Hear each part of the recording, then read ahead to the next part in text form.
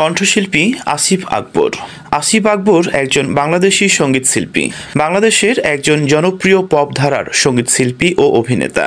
শ্রোতা এবং সাংবাদিকরা ভালোবেসে তাকে বাংলা গানের যুবরাজ বলে আখ্যায়িত করে থাকেন। 2001 সালে প্রকাশিত তার প্রথম সঙ্গীত অ্যালবাম ও প্রিয়া তুমি কোথায় এর মাধ্যমে ব্যাপক পরিচিতি ও জনপ্রিয়তা লাভ করেন। চলচ্চিত্রে তার গাওয়া প্রথম গান আমারই ভাগ্য তোমারই নাম রাজা নাম্বার 1 মুক্তি পায় 1998 সালে।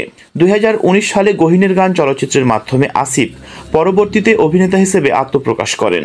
2001 থেকে 2006 পর্যন্ত পরপর 6 বছর অ্যালবাম বিক্রির দিক থেকে শীর্ষে ছিলেন আসিফ আকবর। তার প্রথম অ্যালবাম 5.5 মিলিয়ন বৈধ কপি বিক্রি করা হয়েছিল, যা বাংলাদেশের অডিও ইতিহাসে এখন পর্যন্ত সর্বোচ্চ। সদা স্পষ্টভাষী আসিফ আকবর বাংলাদেশের অন্যতম সেরা পুরুষ কণ্ঠশিল্পী, যার জনপ্রিয়তা এবং আধিপত্য এখন পর্যন্ত সমানভাবে বিরাজমান।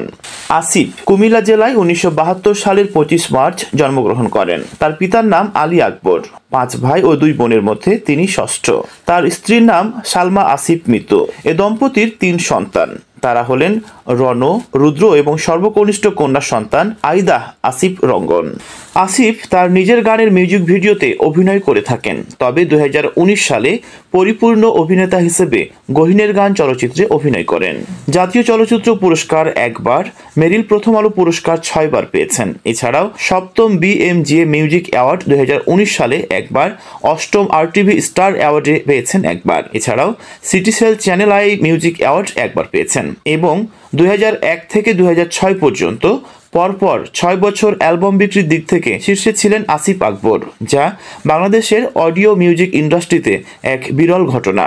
তার প্রথম অ্যালবাম 55 লক্ষ প্লাস কপি বিক্রি হয়েছিল, যা বাংলাদেশের অডিও ইতিহাসে এক সর্বোচ্চ ইতিহাস।